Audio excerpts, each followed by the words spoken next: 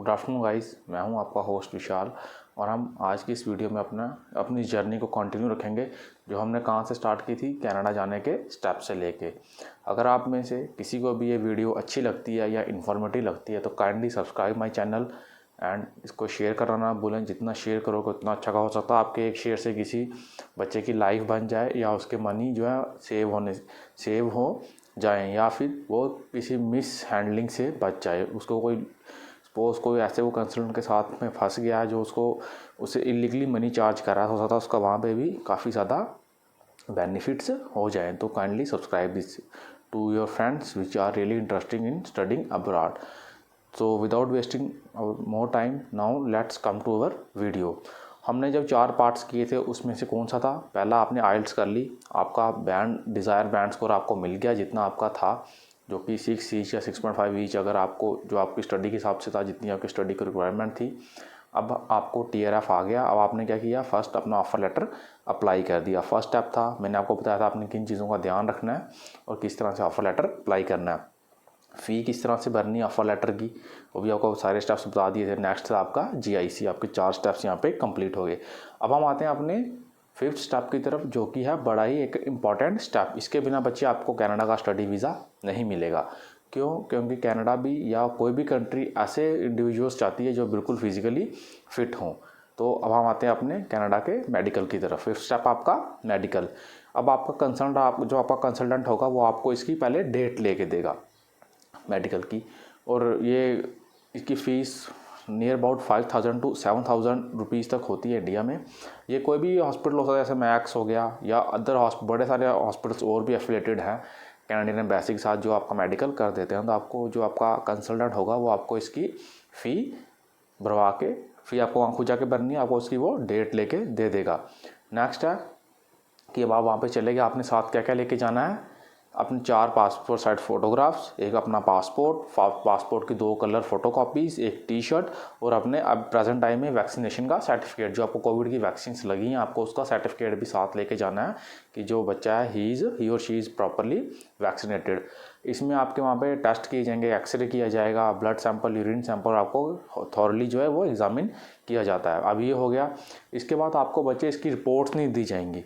इसकी रिपोर्ट्स कहाँ जाती हैं? डायरेक्ट आपकी एम्बेसी में। वो जो आपकी टेस्ट रिपोर्ट्स जो भी आई हैं वो सीधे एम्बेसी में चली जाएंगी और आपको सिर्फ एक ट्रैक ID दे दी जाएगी, ID मिलेगी जिससे आप अपनी रिपोर्ट्स को ट्रैक कर सकते हो।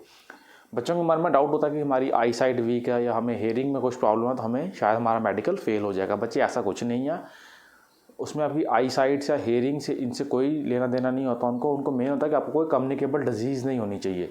कम्युनिकेबल डिजीज़ नाम से पता जो एक पर्सन से दूसरे पर्सन में फैलती है, लाइक एवर ट्यूबरक्लोसिस, जिसको हम TB बोलते हैं आम भाषा में। आपको इस तरीके की कोई डिजीज़ नहीं होनी चाहिए, अदरवाइज़ आपका जो स्टडी वीज़ा है वो या आपको जो मेडिकल है वो फेल नहीं होगा। आपको आई साइड या ये चीज़ें इसमें मैटर नहीं करती, ये आप चल सकता है, बट कोई आपको कम्युनिकेबल डिजीज़ नहीं होनी चाहिए।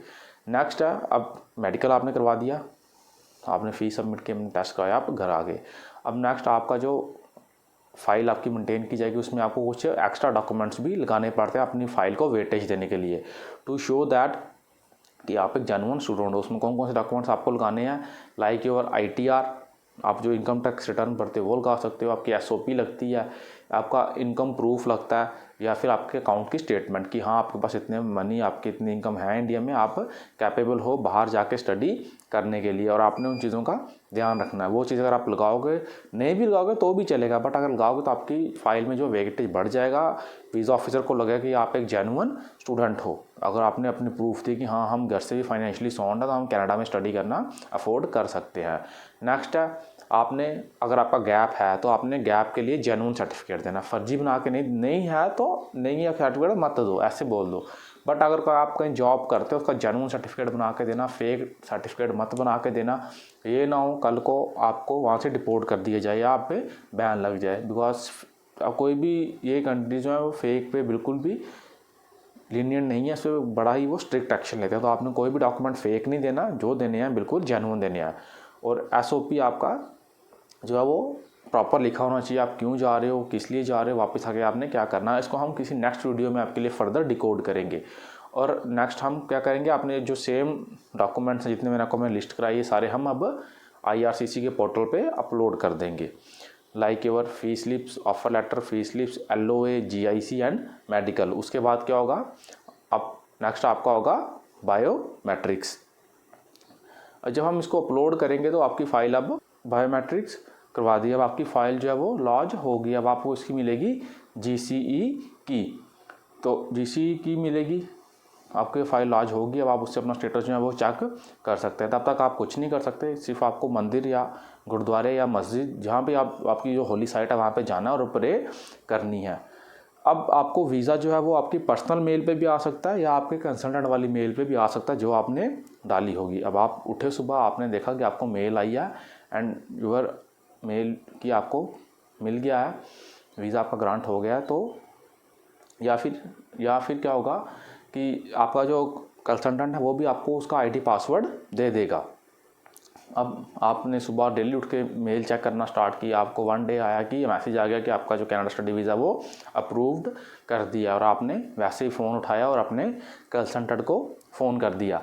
बट आपको फ़ोन करने की ज़रूरत नहीं, उसको उससे पहले ही पता होगा कि आपका जो कनाडा का स्टडी वीज़ा है वो अप्रूव्ड हो चुका है, बिकॉज उनको भी लिंक होते हैं, उनको पता चल जाता है। नेक्स्ट, अब आपने क्या करना है कि अब आपने अपना जो पासपोर्ट है वो भेजना है स्टैंपिंग के लिए। इसमें भी दो तरह की फ़ीस होती है, एक नॉर्मल फ़ीस होती है, एक थोड़ी प्रीमियम फ़ीस होती है, जो मतलब पासपोर्ट आपका जल्दी आ सकता है स्टैंप होके। ये किसके थ्रू जाता है बच्चे, जाता है ब्लू डार्ट कंपनी के थ्रू। ब्लू डार्ट कंपनी आपका पासपोर्ट लेके जाएगी, स्टैंप करवाएगी, आपको वापस दे के जाएगी।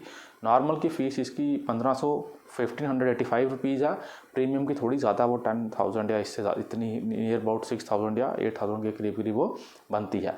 अगर आपका इंटेक दूर है तो आप रेफ़र कीजिए, आप नॉर्मल पे जाइए। बट अगर आपका इंटेक जो काफ़ी ज़्यादा पास आ गया, then you go for the premium service.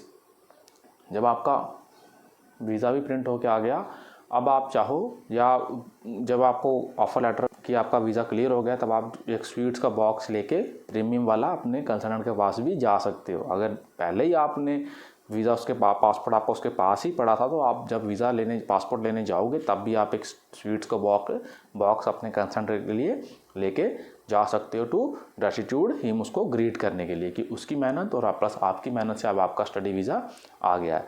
Next है आपका टिकट बच्चे आप अपने कंसल्टेंट से भी करवा सकते हो और उसको खुद से भी बुक करवा सकते हो। कंसल्टेंट से कराओगे तो उनके लिंक होते हैं, वो आपको करवा देंगे। अदरवाइज़ अगर आपके अपने लिंक हैं तो टिकट आप खुद से भी करवा सकते हो, इतना कोई इशू नहीं है। सिर्फ आपको डेट पता होनी चाहिए आपने किस दिन करवानी है। तो ये थे पूरी प्रोसेस जो मैंने आपको बता दी, starting from your IELTS till you received your passport. आज की इसमें हमने क्या क्या देखा कि हमने सबसे पहले मेडिकल के बारे में बात की कि मेडिकल कैसे करवाना है, कहाँ करवाना है। नेक्स्ट स्टेप था आपका डॉक्यूमेंटेशन का, कि हमने अपने डॉक्यूमेंट्स और इकट्ठे किए और उनको एक साइड अपलोड कर दिया IRCC के पोर्टल पे। नेक्स्ट जो बायोमेट्रिक्स, हमने आपके बायोमेट्रिक्स हो गए, उसके बाद फिर क्या आएगा, आपका वीज़ा जो है वो आपको मिल गया। नेक्स्ट फिर आपने अपना पासपोर्ट जो है वो सेंड किया to embassy for the stamping. ये था सारा प्रोसेस। अगर किसी को बच्चे को कोई अभी प्रोसेस समझ नहीं आया तो वो मुझे डायरेक्ट मैसेज करके भी बता सकता है, मैं उसको वो वाला जो स्पेसिफिक स्टेप है वो क्लियर कर दूंगा। आगे हमारे और फर्दर वीडियोस भी आएंगे इसके ऊपर कि कैसे प्रोसेस करना है, क्या चेंजेस आए हैं। तो that's all about this video. अगर आपको ये वीडियो अच्छा लगा है तो kindly subscribe our channel and like this video, और हाँ शेयर करना ना भूलें। Thank you.